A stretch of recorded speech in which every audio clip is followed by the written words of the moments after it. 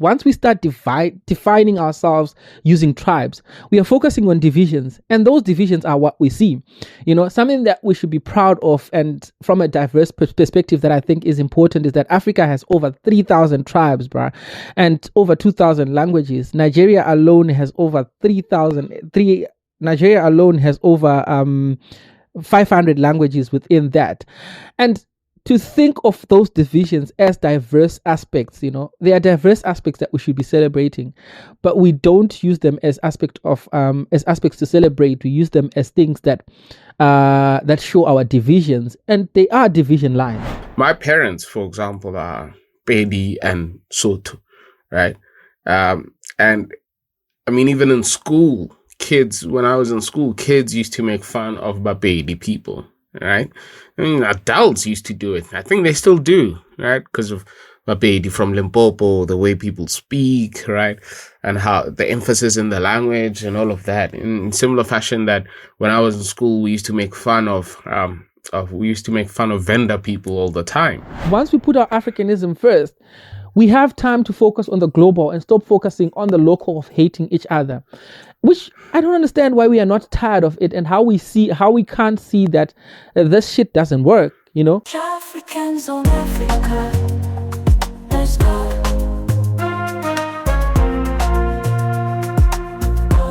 Welcome to another episode of Africans on Africa podcast with myself, Ivan Katsere, and Thabiso Legodi.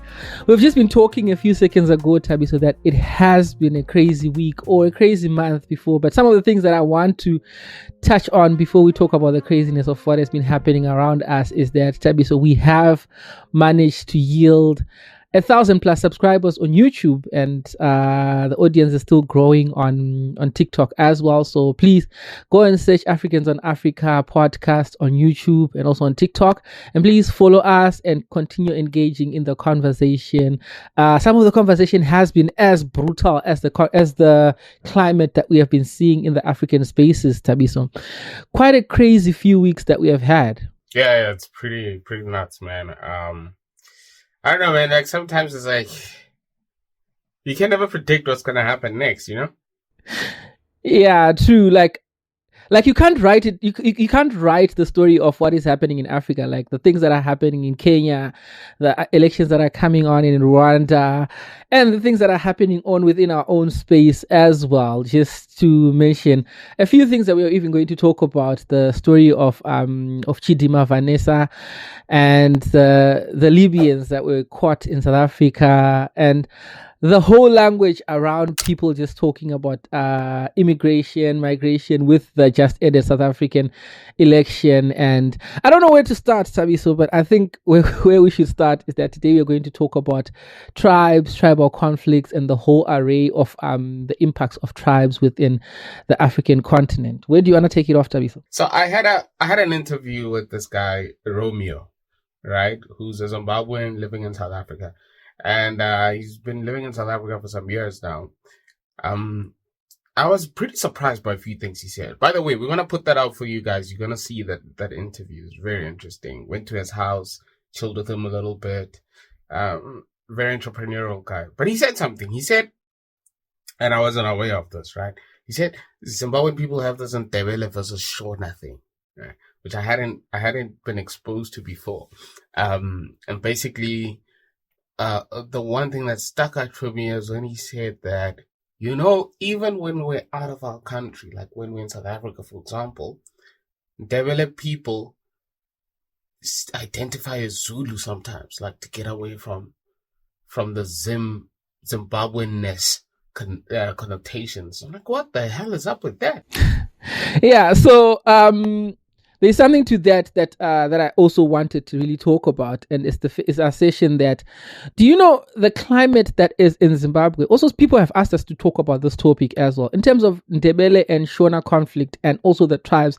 It's something that predates us and our forefathers even, But also one thing that stood up quite significantly for me is the way both tribes with the Shona and the Ndebele are conflictual has been the same since the introduction of the Ndebele tribe. In a sense, when the Ndebele tribe came from South Africa to Zimbabwe, and when they were met with the Shonas, they were identified as Amatebele, which essentially means men of long shields, But the language that surrounds that also has clear connotations of, hey, these people are here to fight, and their method of fighting is the long shields that they use to defend themselves. But also on the Shona part as well, they were like the Roji tribes, for example, who were called Roji because of the fact that they Kuroja means they beat people. Essentially, they are good at war, right? So this language just made me think, what do you think was going to be the interactions if people defined themselves as people who are warriors at war, who are warriors in the battlefield, but also the others are really conflictual in the sense of saying, if you mess with us, we are going to attack you. Do you think people were going to ever be in agreement, or was it easy going to be in agreement if the defining aspect of those two tribes was war, or defending its own tribe, or also just taking other people as prisoners of war and increasing to their own population as well? Yeah, it's a little bit surprising to me that it's still a thing, those kinds of divisions. And I think historically, it's not a uniquely Zimbabwean thing, though.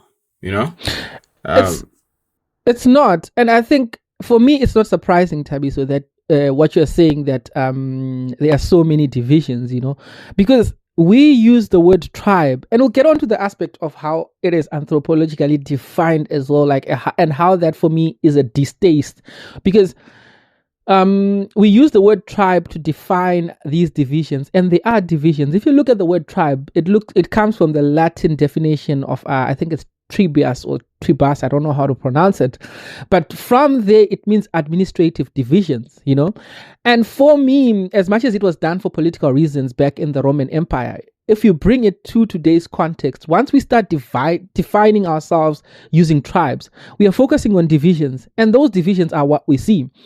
Something that we should be proud of, and from a diverse perspective that I think is important, is that Africa has over 3,000 tribes, and over 2,000 languages. Nigeria alone has over 500 languages within that. And to think of those divisions as diverse aspects, they are diverse aspects that we should be celebrating, but we don't use them as aspects to celebrate. We use them as things that show our divisions, and they are division lines. So I'm not surprised that we are disunited as a result of that. Okay, hear me out. Why should we be celebrating them, though? I don't think we should be. So I'm not really. You were saying we should be celebrating them. No, the diversity part, the diversity that they bring. Of course, we have different parts that bring us uniqueness, right? But also at the same time, I'm saying they are divisive. They are so divisive that we don't see that difference. We don't see that diversity. We see difference, and we see ourselves as superior and unique to the other group. We don't see ourselves as saying that I'm Shona and this is what I have to bring to the table, and Thabiso, learn about me. But I see myself as, I'm Shona, I do this, and I'm moral. And Thabiso, because you're not Shona, you are not closer to entering heaven.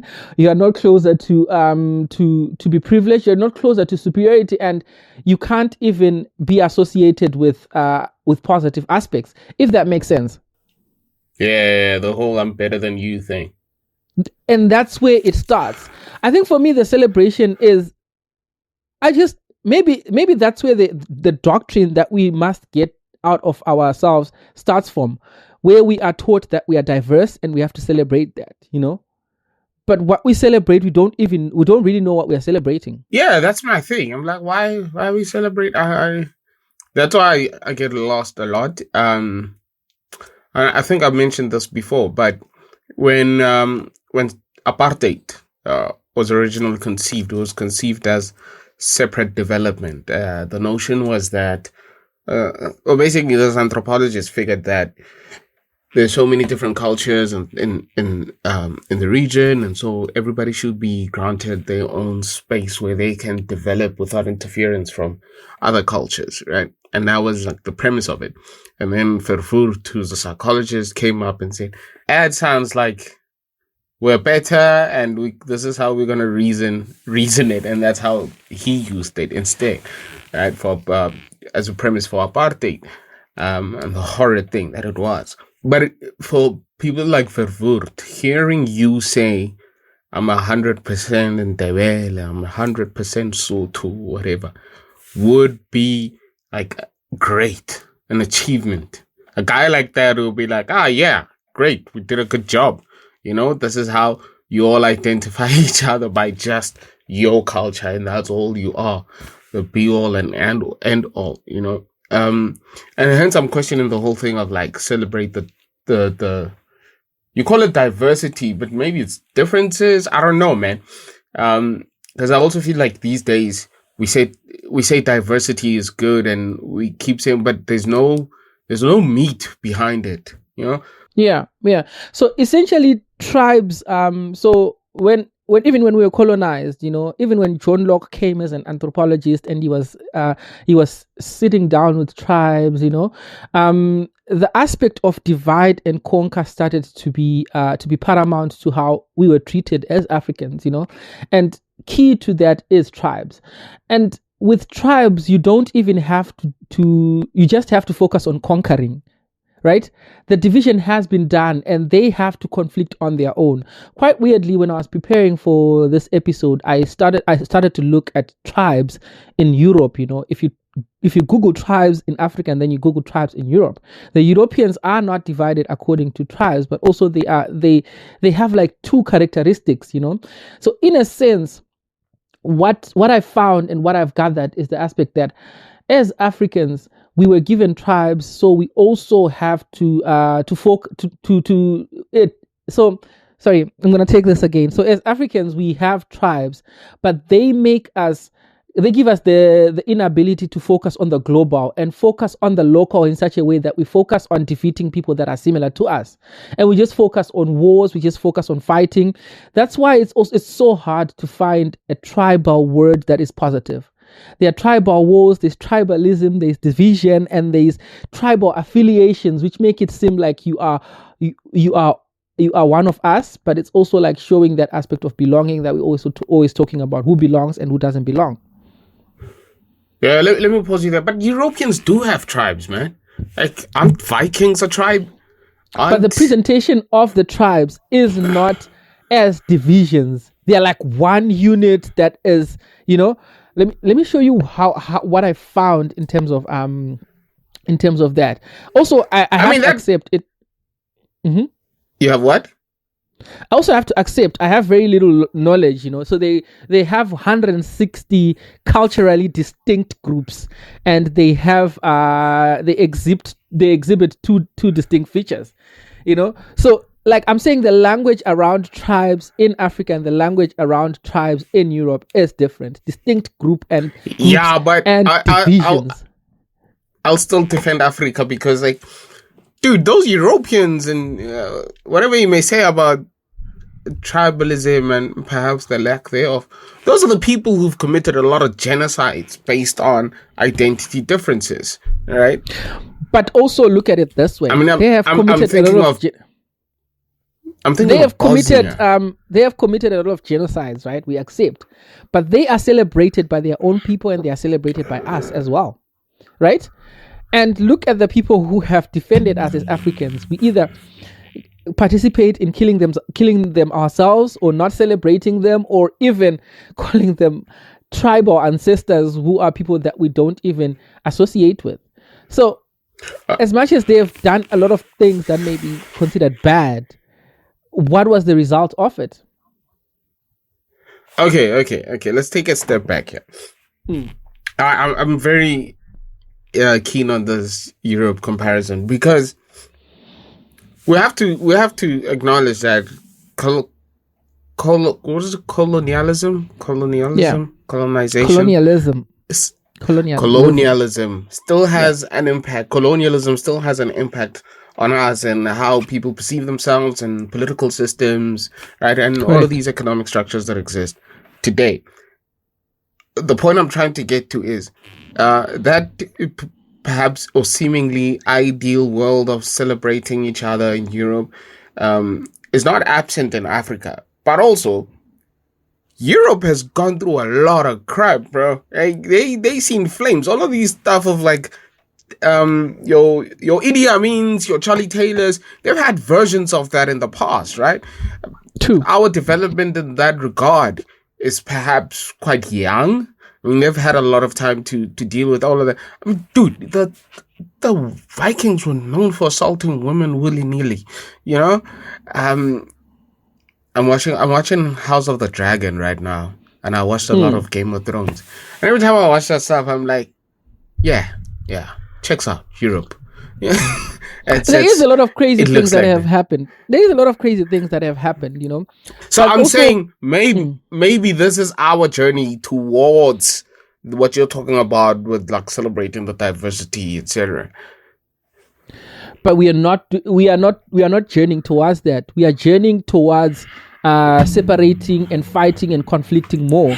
We are progressing towards genocidal behavior as Africans, as tribes that are within Africa. Look at the relationships between South African groups. Look at the relationship of how people from Limpopo are perceived. Look at the how people from Limpopo even perceive the Zulus.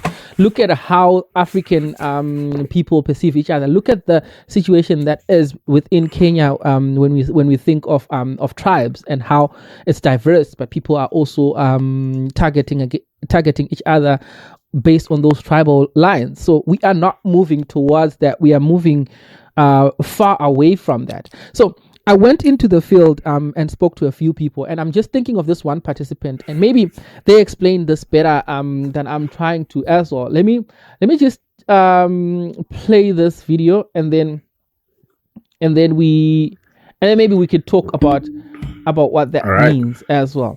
Let me just share this. So, do you think tribes are divisive or they unite people? I don't think they unite people.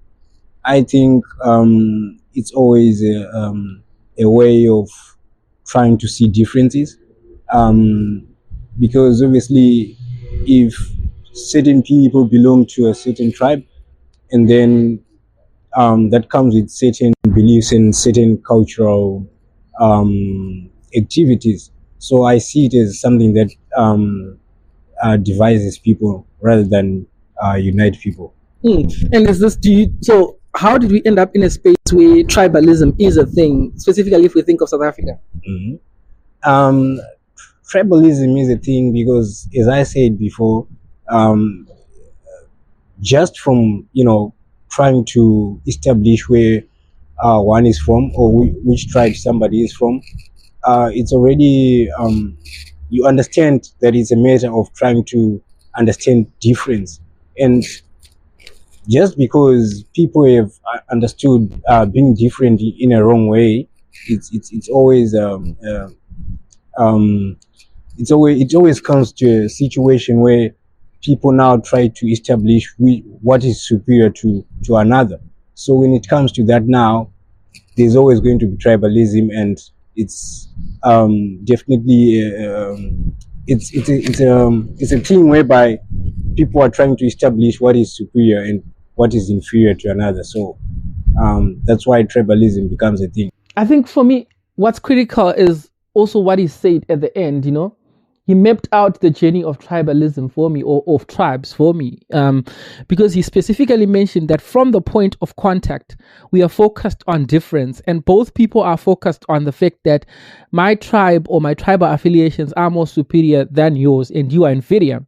And this is the reality of what we have been seeing in Africa, and this is the reality of what we are going to keep on seeing in Africa if we continue along tribal lines and tribal affiliations, because that uniqueness, although it is said or celebrated as the diverse part, or that suggests positivity, like what I was talking about at the beginning, it is also that part that informs me that, oh, I'm unique, and no one can be as unique as me. That's why also in Africa, a lot of cases, we have to choose which borders that we have to draw, because if it's political, if it's religion, if it's social, if it's tribal, all of these are points to find a uniqueness of another person and then try to define yourself. Look at the horror show that religion is in Africa, just based on those lines and saying I belong to even this church or this religious belief.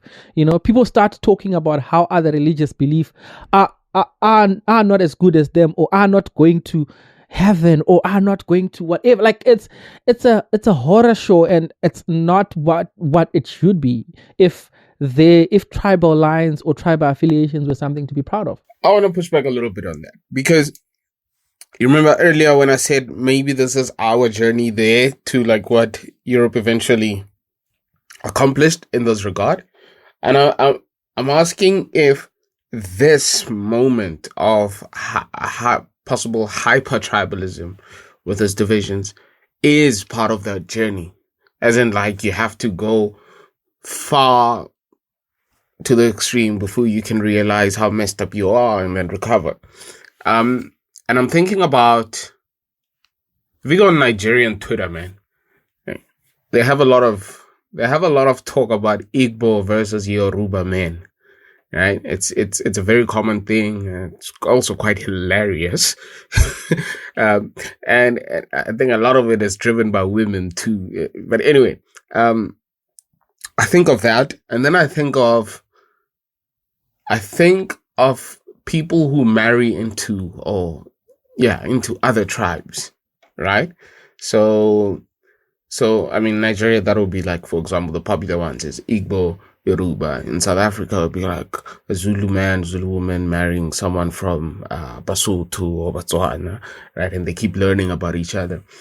Stuff like that used to be frowned upon, It used to be frowned upon. It might seem quite small, but I think it's quite a big deal. I mean, my parents, for example, are Pedi and Sotho, right?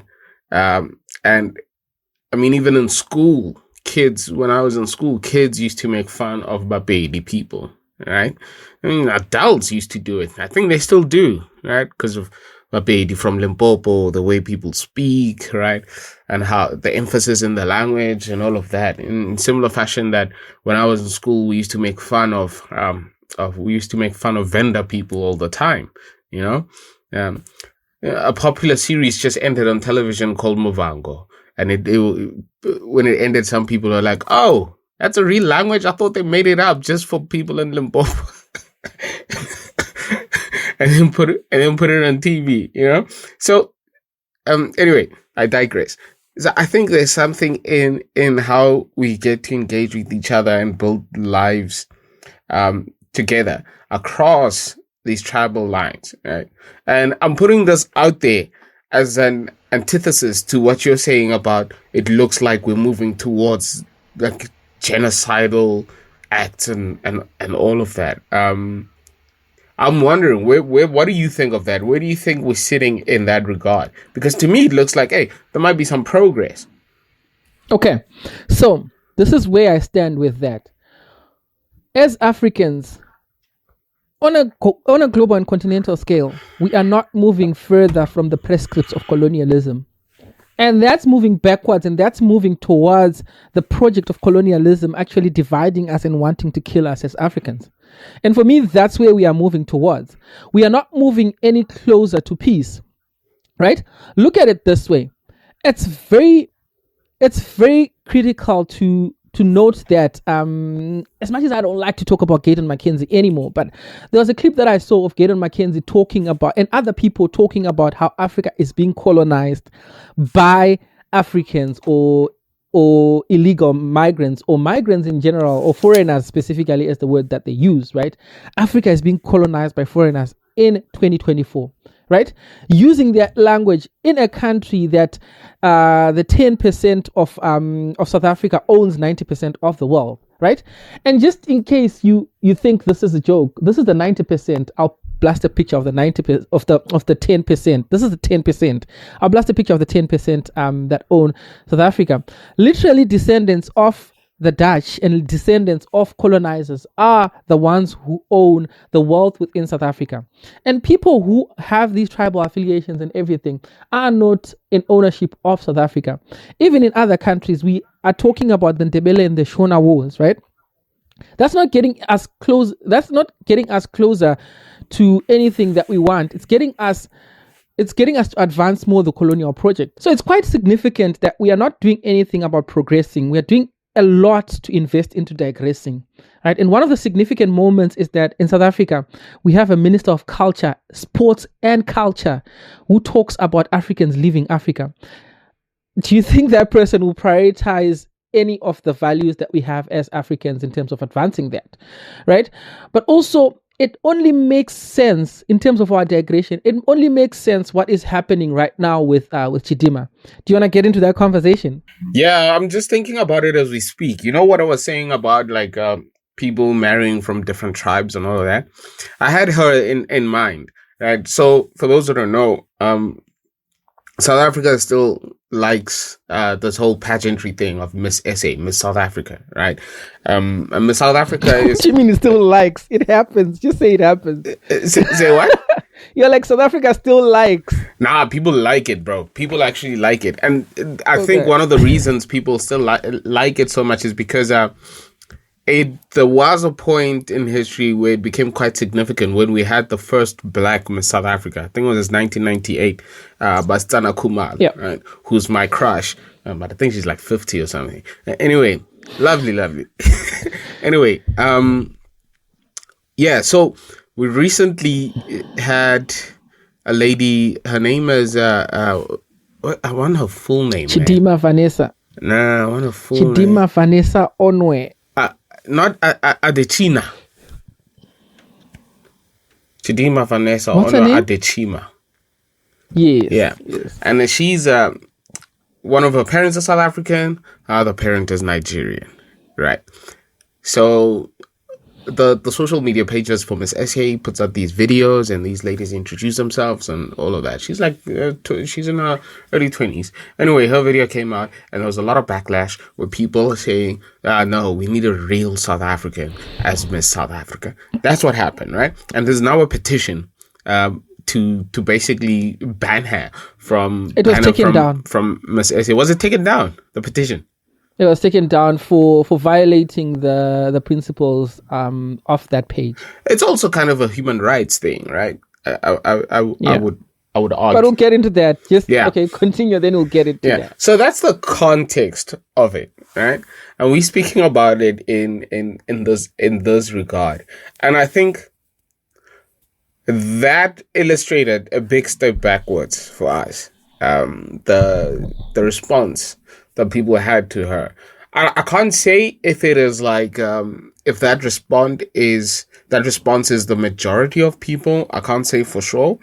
But just looking at social media, it was quite hectic, quite harsh, and dare I say hateful, is what's been coming across. What do you make of that? So for me, this is a point that highlights the fact that we see diversity as a threat, and we see diversity as something that we take with bitterness. We don't like diversity, but also for me, it's not like what you said, a step backwards. It's a step in the predictable direction for me. Right? It is the predictable direction based on our tribal affiliations and the tribal wars and what our tribes represent to us as Africans. Right? We can't even accommodate each other, and we can't even accommodate other people who look like us, you know.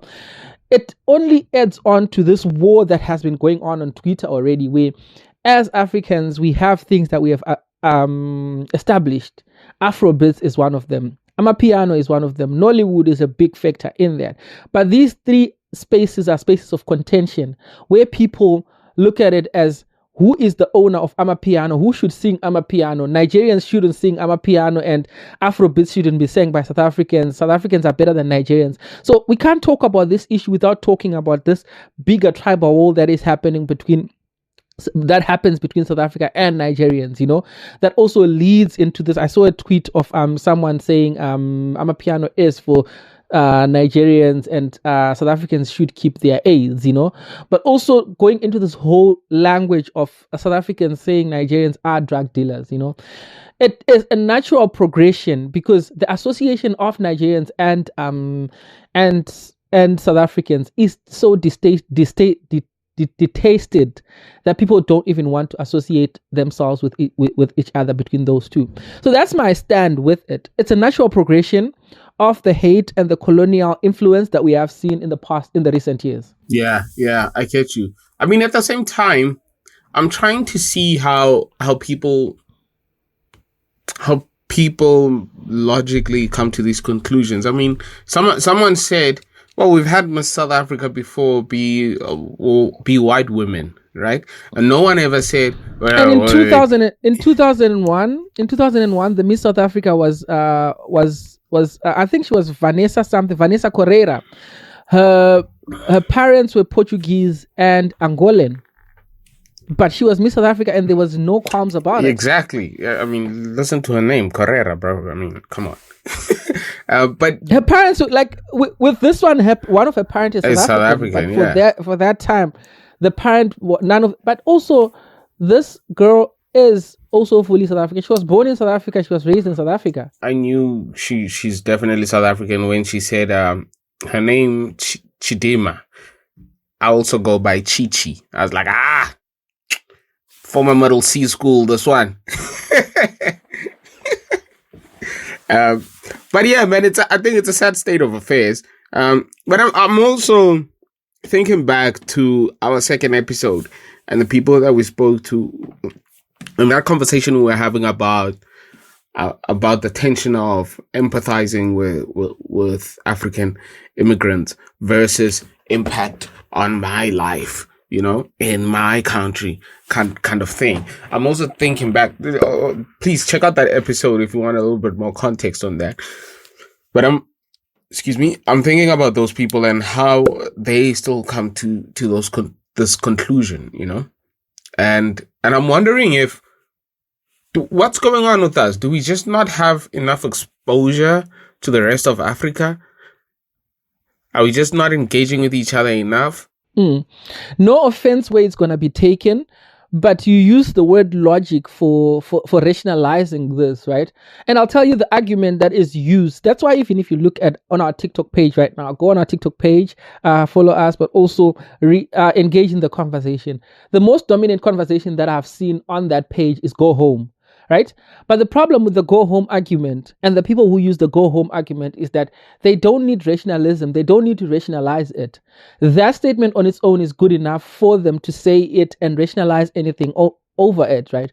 Because I think it was it Sizwe who tried to, no, it was KB, Prince KB. He tried to not intervene, but also give his own opinion using rationale in that sense to say this girl is South African, why can't we let her stand and run? But he was told to go and relocate to Nigeria, right? Telling KB to relocate to Nigeria, telling Prince KB to relocate to Nigeria just shows that there is no need to even rationalize it, or maybe it's just based on emotion, and the dominant emotion being hate. If you hate anything that's Nigerian, then it doesn't matter the rationale behind her participating or not participating. That is good enough for the people to say they must go, So I think builds on the aspect of... I disagree. I think they definitely rationalize it. I'll give you the Chidima example. By rationalizing does not mean the conclusion becomes one that is based on like a premise. It's like deductive reasoning, right? It doesn't necessarily mean that. So you're rationalizing without logic, and it's still rational. Yeah, it doesn't have to be rational, but they are rationalizing is the point. There's a premise, right? So, for example, yes, there is a premise. Chidima, for example, if I can think of it up as I hate someone thinks they hate Nigerians. They actually do hate Nigerians. And these are the reasons they hate Nigerians, whether those are factual or not, right? But what does that have to do with Chidima? No, hang on. People are saying she's part Nigerian. That means she's not South African. She shouldn't be Miss SA, right? She shouldn't be Miss SA at all. But I'm saying they come to that conclusion based on some things that they've thought up in their minds, whether those are factual or not. I'm just saying it. I don't think it comes out of nowhere, is what I'm saying. There's a way that the people rationalize this thing. Even though go home, people have rationalized that it's the most sensible thing ever. Right? They've thought about all of these hateful things. But there's no ration. They've thought about all of these hateful things that they've been told, that they've learned, and come to this conclusion that, okay, you have to go home. It doesn't mean that it makes, like the conclusion makes sense. But this is how they, or maybe rationalize is the wrong word. This is how they rationalize hatred or rationalize these emotions. I think rationalize is the wrong word. Because for me, if it lacks the logic, then it's not rational, right? Maybe you're trying to reason it out. Reason, yeah, maybe that's the word. Maybe that's the word, yeah. Maybe you're trying to reason it out, and so for me the problem is that the rationale lacks logic and it's not rational.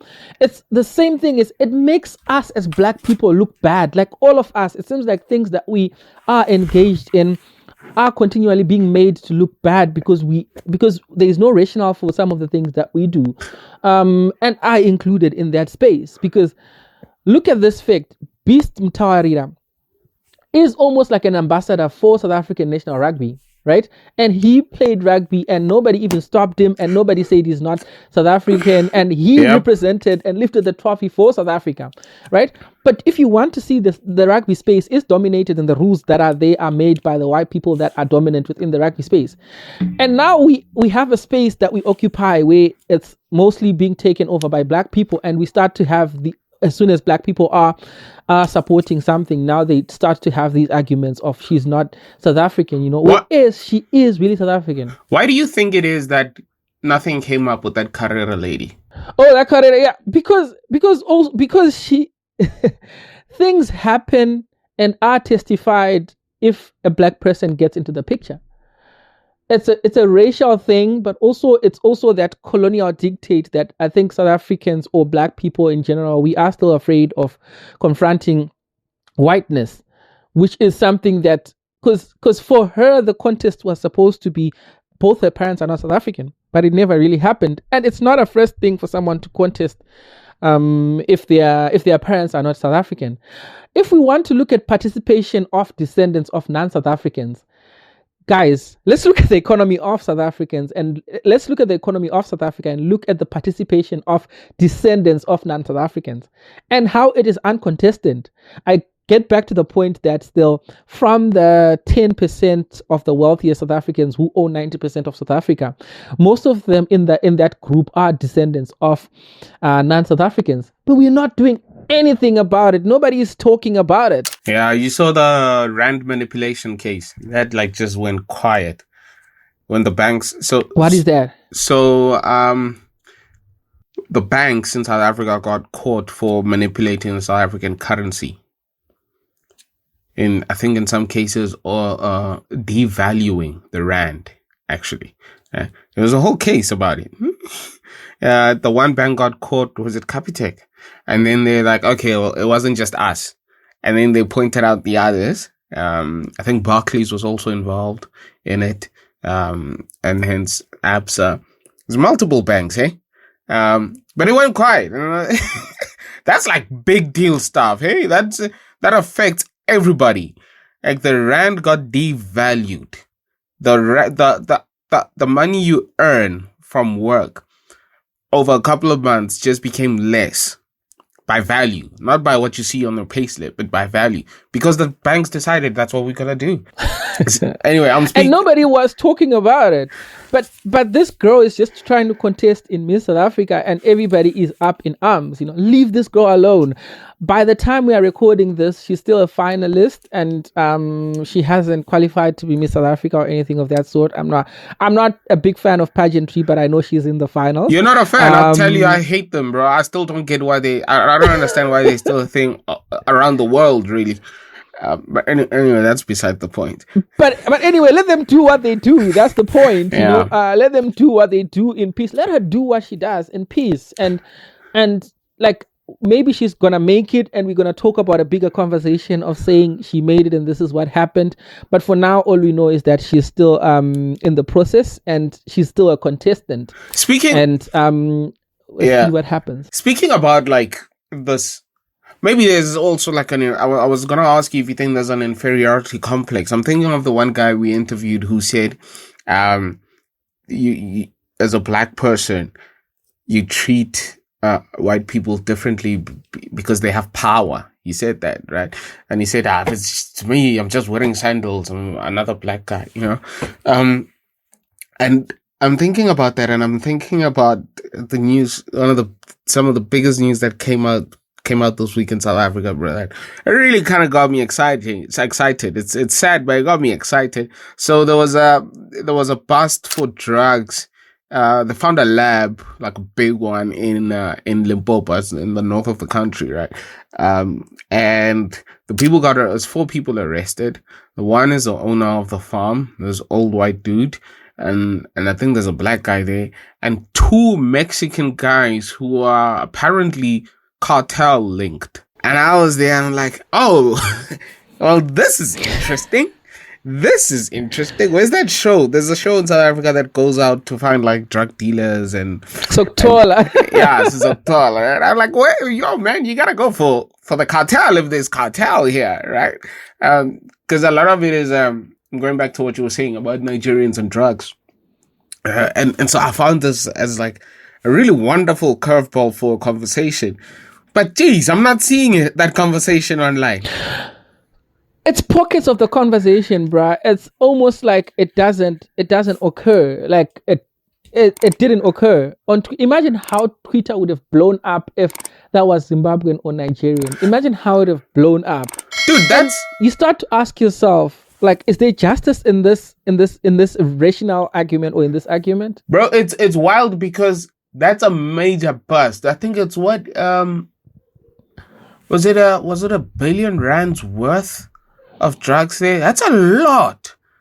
It's a lot. That is a lot. And I think it's 2 billion. So what was that? 100,000 USD. That is quite a lot. And I'm really surprised that no one's really talking about, because if we're going to have a conversation about immigration, about borders, I mean, undoubtedly South Africa has a border problem, undoubtedly. And whether we're talking about policing or asylum, etc., we do have a border problem.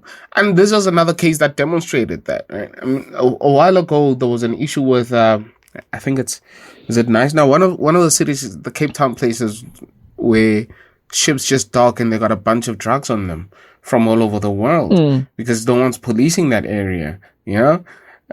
So yeah, I'm really surprised at the lack of conversation around that, because now we're talking power. Eh? Now we're talking about real power. Yeah, and it messes up with my head because it gets me to thinking something that I always talk about is Jay Something wouldn't have been in these streets singing national anthems if he was black or from Africa. You see what I did there? So it's one of those things where color comes in, everything dissolves and disappears, you know? But also it makes me think, Thabiso, and this is a question that I've wanted to ask for a bit of time. Are we also ready to have a conversation about how much of a drug problem South Africa has? The first thing, but also how much of a customer of drugs South Africa is. Like, are we ready to have that conversation, or are we just talking or thinking of where are the drugs presumably coming from, or who is bringing in the drugs? But we are not ready to talk about who they are bringing the drugs to. Is that a conversation that we should even have, or we are not ready, or no one is ready? I don't know, man, because that is a public health conversation, right? That is a public health conversation. And historically, South Africa is not great with public health concerns when it comes to, like, well, no, I might be wrong. I mean, we did very well with AIDS, albeit a bit late. But we did very well. Thabo Mbeki. Yeah, but a bit late, but we did very well. And with tuberculosis, so maybe I'm off there. But I'm thinking of crises like addiction, you know, whether that's drugs, alcohol, gambling. Yeah, I don't think we're doing great at all. But to be fair, it's similar in Uganda. It's similar in freaking. Didn't Zimbabwe have a codeine crisis? Yeah, it's an African crisis. Drugs currently are an African crisis, but it's a different conversation. In Zimbabwe, we are talking right now about how people are taking cough syrup, are taking all of these drugs that people are taking. I think meth has just been introduced to Zim now, and other hard drugs have just been introduced to Zim now. But the conversation is different, you know.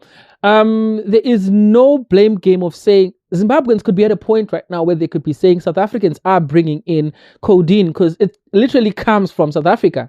All of our stock comes from South Africa, if not the bulk of it, right? But South Africans are not labeled as drug dealers or like the meth. There was no talk of meth in Zim, but now every other person that you meet in Zim either is addicted to meth or knows someone who is addicted to meth. It's a crisis right now in Zim. And where does the supply come from? You know, why is it we are dealing with the problem and talking about the problem within the context and not saying South Africans are drug dealers? Yeah. To be fair, I do see how people come to to like that stereotype of Nigerians are drug dealers. I see how people, I'm not saying it's correct, but I see how they build that stereotype. If you live in a township and everybody you know that's hooked on drugs, and they're all buying from 3 different guys who all happen to be Nigerian. Emphasis how do you realistically emphasis on happen to be Nigerian? Yeah, you're asking. But how is that the truth of the matter? Are they buying from Nigerians first of all? Because no drug dealer ever identifies themselves. Like if I don't know, I haven't bought drugs in a long time, but I'm just thinking no drug dealer identifies themselves or uses themselves to supply the drugs. Are you not sure it's not informed by a stereotype? Because if people in townships, and people can tell me about this in the comment section maybe, if people in townships are buying drugs from a specific person, why are they not sending police to that person? But also second of all, that's another story. That's quite big though. You can deal with that also, separately. Yeah. That's what I was about to talk about. If we talk about drugs and gangs and gang affiliated trade of drugs, you know, we can identify gangs or in townships, gangs can be identified that are selling drugs, right? Which makes it less of a Nigerian issue because you might be saying Nigerians are the drug lords and they trickle down to the people who sell drugs, you know? So it's a complex thing, but also it is just too much of a stereotype and an irrational argument to just say it's Nigerians. That's what I think. Yeah, no, I'm saying I can see why people come up or how people come up with that stereotype. I'm not supporting it. I think it's off base. There's a lot of South African dealers, for example, you know, also in townships. But I also see why and how people come up with that stereotype. Regarding, that's a whole, maybe someday we'll talk about why people don't rat out dealers in their neighborhoods. That's quite huge. There used to be called an organization in the Western Cape, in Cape Town called PAGAD, which is a vigilante organization. People against drugs. Yeah, PAGAD. I think that's what it was. Yeah, people against gangs and drugs. People are against gangs and drugs. Yeah. Dude, they burned people's houses. Hey, they were wild. But anyway, story for another day. Yeah, and that's the crazy part for me because all of these facts are just pointing out to Africans, and that's why I said tribes or tribalism actually is put in place for us to focus on the local and fight against ourselves or people who are similar to us and ignore the global, because while we are doing all of this and fighting against each other, people are just taking over the economy, taking over the money, and keeping us busy with fighting ourselves. To your point, I mean, there was a big case of a codeine dealer, the cough syrup, right? The stuff that you're talking about, the crisis in Zim. There was a random white dude in Sunnyside, Pretoria, dude. It was a huge case. The guy ran pharmacies and he was selling to random dealers, bro. Wild. I was expecting to see like people protesting, going to those pharmacies to get them shut down. None of that happened. And it's just some random white guy, and nobody ever talks about that though, like to say, hey guys, did you actually realize that this is a white guy? But another thing that I think also pushes this narrative or rationalizes this narrative, like what you're talking about, is this assertion of there are people with an agenda, right? There are people with an agenda, so much so that if someone comes to the fore and or something happens in South Africa, they are willing to pin it on other groups. Does that make sense?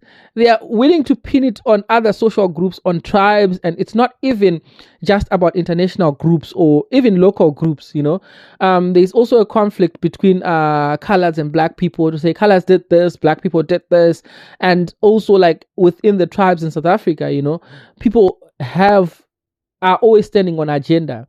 But I think Twitter is always ruining us, bruh. Twitter is also another thing that's ruining us. Twitter X or whatever.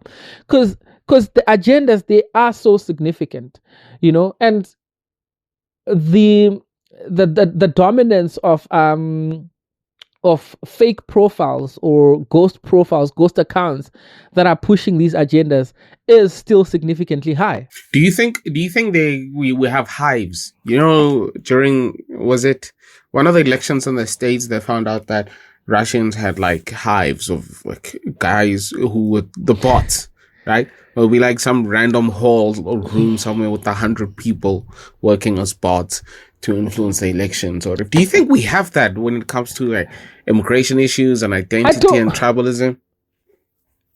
I don't think we have bots. I actually think, and I say this on the first episode as well, I actually think we have people who have these opinions, and they have these strong opinions, but they hide behind anonymity, right? So they have something to say, but also they know they put an extra sauce onto the details, and that's why they can't bring their face to their comments. It's also happening on Twitter as well, our Twitter account. It's also happening on TikTok as well, our TikTok account. We have people who have genuine comments and they stand within their comments on both sides, I should say. Yeah. But they do not bring their faces to that, and they hide behind anonymity, especially for people who have I just remembered that there was a guy who wanted to get on the podcast, and he was like, and after he commented on Twitter, and in the DMs he is like, I know, you saw how they saying things over there. That's a perfect example. So what Thabiso is talking about is we have someone who was commenting a lot on the on our TikTok account, and we're like, oh, this would actually be also a person to talk to and bring on the podcast and bring their sentiments to the podcast. But once we started to talk about that, they were like, do you see how people are being crushed in the comments? I don't want to be one of those people who get crushed, So that aspect of speaking on TikTok and commenting on TikTok is good enough for them in terms of hiding their face, hiding their name and their identity, but they wouldn't talk that big game if they bring their face onto the onto the mic, which we respect. But yeah, it takes me back to what I was asking. Like, do you think we're not engaging with each other enough? And I mean actual engagement, not comments. I mean, my social circle, for example, is quite diverse. I'd like to think. People from different countries, different genders or gender identities, etc. And I think being part of something like that really does influence your worldview, like big time. Versus people are happy to publish their ignorance, and they want to isolate themselves as much as possible. And you can see that when people don't engage, right? To answer your question, people don't like engaging, because we engage, like just having this conversation alone means engagement.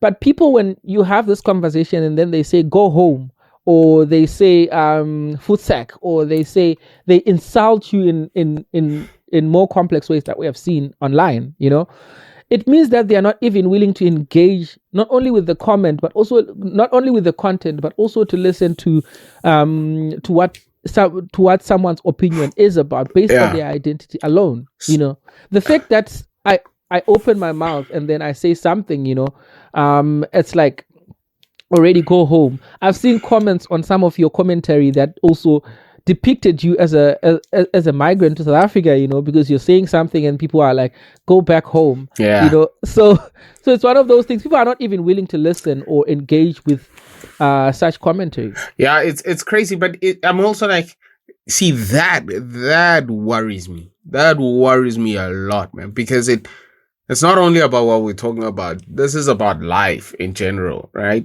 If you can't have a conversation with somebody on a topic like immigration, for example, then you really are going to be a problem for the rest of society, because you're going to struggle with things like parenting, you know, having conversations around that, things around, dude, if your kid turns out to be gay, you're going to be a problem. We know that now from these comments and the way your worldview has become stagnant. So that's one thing that really disturbs me, how people don't engage with each other, or even like people not being willing to put themselves in other people's shoes, you know, the little bit that you can do.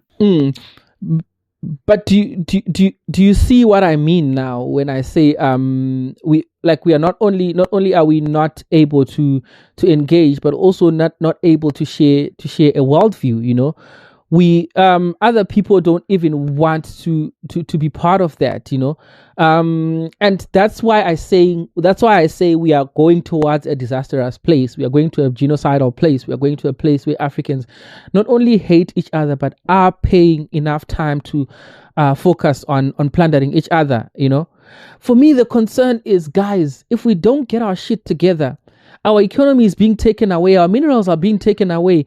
Our rights are being taken away while we are focusing on killing each other. That's what worries me. And like what you're saying, like, if, like, what kind of world is someone going to be like if their child says they're gay? It's, some people are not even ready for that conversation, to the point that some people are not even ready to hear that their son are not even religious, or their son are not even in another religion, or their child are in another religion, you know.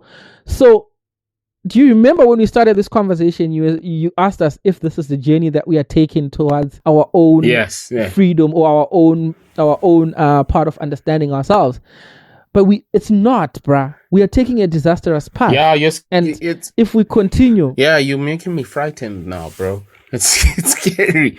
And, were you not frightened? And now I'm like, oh my God. Yeah. Because especially when you start talking about the economy, think about it, like, what you call, the French have been like why am I still struggling with those words? Neocolonialism, right? The French have been benefiting off of the Francophone countries, right, to this day. And recently, Senegal had a new president. What's his name? Diomaye Faye. President Faye. I think he's in his 40s. And dude, you gotta watch his speech, man. You gotta watch his speech. He comes out, is like, France, leave us alone. France, leave us alone. Leave our resources. Leave our land. Leave us to be. I got nothing against you. I just love my country, and I'm saying leave us alone. I'm not saying anything bad about you. Hey, the French president didn't like that, Didn't like that at all. And I was very, very worried for him, because historically, when you speak like that to countries like France and Belgium, you don't live long. You don't live long. You don't live long, and it's so concerning that the path that we are taking with, like, if we look at African presidencies, for example, you know, the decision that Kenya took to send troops to Haiti, right there in Uganda and other countries that are surrounding, they're struggling with things like the FDLR, you know, rebel groups, but we send our emancipatory devices to countries that are Haiti is in the Americas, so to speak, but the state of Haiti is another thing that to talk about on another day, So for me, that's very concerning. Like, how are we dealing with these things and neglecting ourselves and neglecting our own people, And this is why the same thing that you're talking with the new regime of presidencies. This is why the Gen Zs have a different way of thinking. If you look at what is happening in Kenya, they have a global view, bruh. And they have very little care of which tribe you represent. They want to emancipate everybody. They put their Africanism first, which we have not been doing. Yeah. And that is very powerful, because once we put our Africanism first, we have time to focus on the global and stop focusing on the local of hating each other, which I don't understand why we are not tired of it, and how we can't see that this shit doesn't work. It hasn't worked for the South African economy. It didn't work for the Zimbabwean economy, but we still focus on hating each other. I'll say, like, props to them, the Gen Z in Kenya, because they will have had some arguments with their parents, bro, without a doubt, because parents would have been stuck in a different worldview, And speaking of which, bro, it's weird because that power to the Gen Zs in Kenya has been turned by some people to mean that people from Zimbabwe cannot do the same, and people in Zimbabwe are cowards because they cannot stand against their governments in the same way that the Kenyans are standing against their government. What are your thoughts on that? Yo, it's quite a leap, eh? Is what I'm thinking. As you were saying, I'm like, what? It's quite a leap, man. I mean, I don't think... Okay. So in Kenya, the young people decided, these are, it was a tax bill, right? And that was basically going to affect finance bill, daily life for everybody. And then started, this needs to change. And if I'm the little that I know, there is precedence for like people protesting and actually getting some change in Kenya, right? Yep. I don't know if there's precedence in Zimbabwe. And that's what I'm thinking about when people say they're afraid of the government. Dude, didn't Zimbabwe have a vice president who had to... no, was he? The guy was hiding in South Africa for some time. He wasn't vice president. I think he was running in the MDC, and he had to hide for some time. The current president actually ran from Zim before he was president, and he came to South Africa, and you see, he came back to be president. Morgan Tsvangirai wife died in a car accident, right as his campaign was ramping up, and obviously his campaign started ramping down. I haven't heard of him really lately. I suppose what I'm saying is, from what I know, the little that I know. Oh, and here's the other thing. One I always go back to. Somebody told me, like, yeah, in so many countries you can protest and they bring like a bunch of cops with riot gear and whatever. And he said, like, in Zimbabwe, it's 500 of you protesting. They bring 2 cops. And it's the end of the protest. Right. So I suppose what I'm trying to say is reality check, guys. Reality check. I think is what I'm trying to say. Yeah. Thank you for that. Is it making? Oh, I don't have comments. Dude, because I also used to think. I think I used to think the same at some point. Maybe when I was in varsity or high school, like, yo, why don't you guys just turn the whole country upside down and topple the government? And then the dude said to me, "Is like, yo, they bring 2 cops, and it's." I'll never forget that. The guy imprinted that image in my head, and it stuck with me.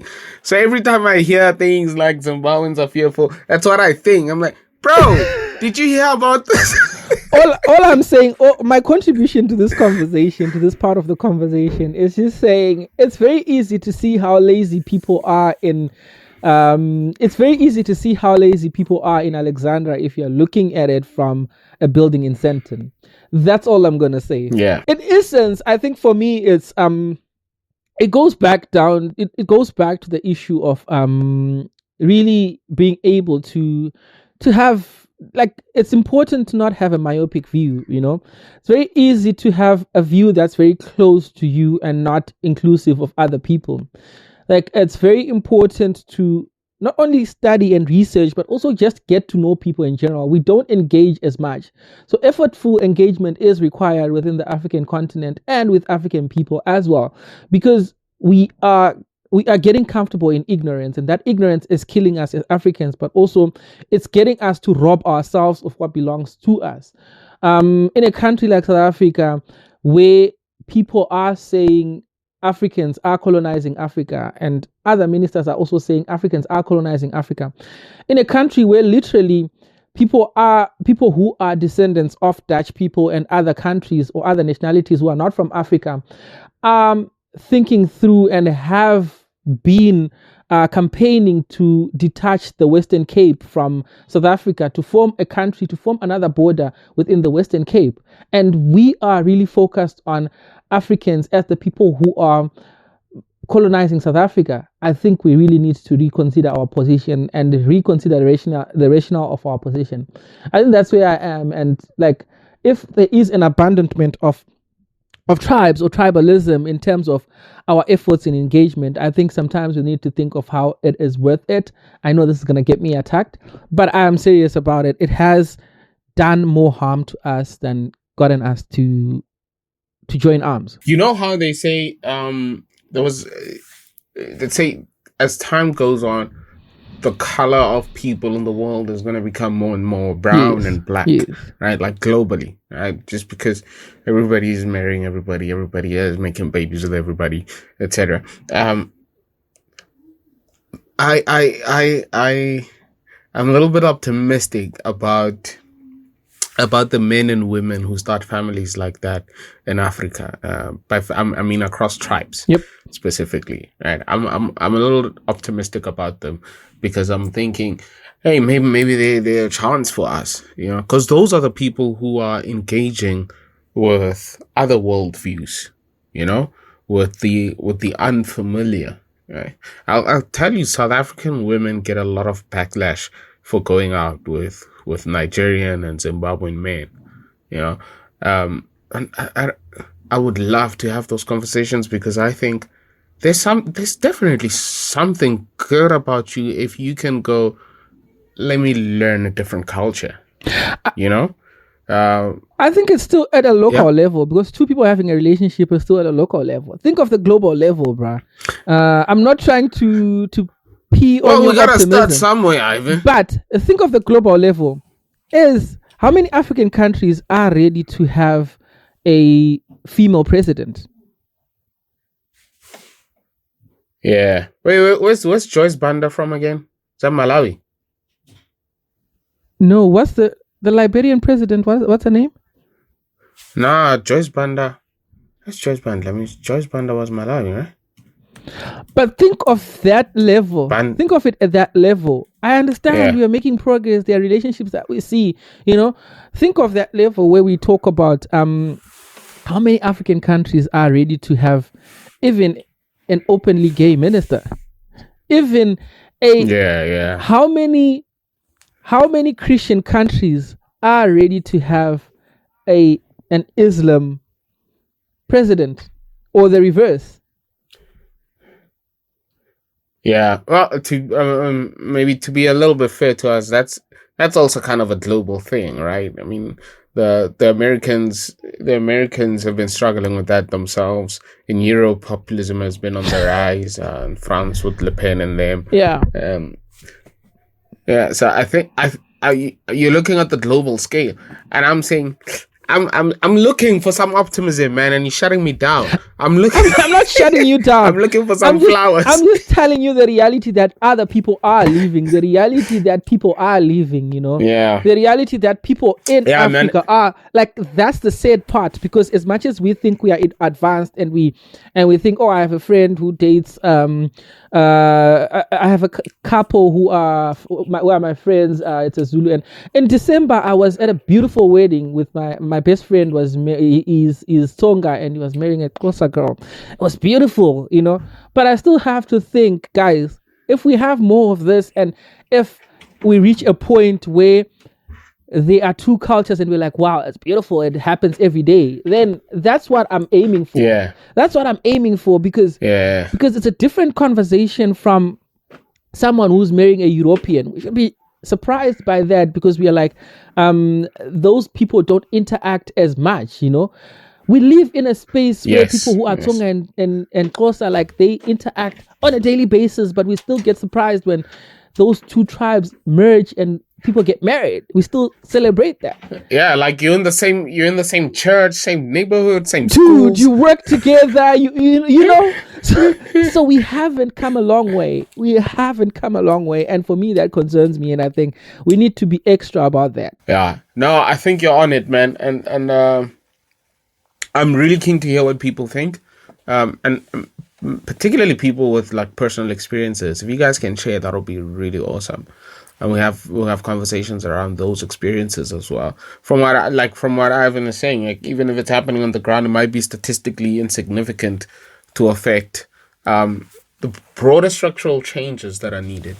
Exactly. We need to reform the structure, and we need to be more challenging to our ways of thinking. That's what I think.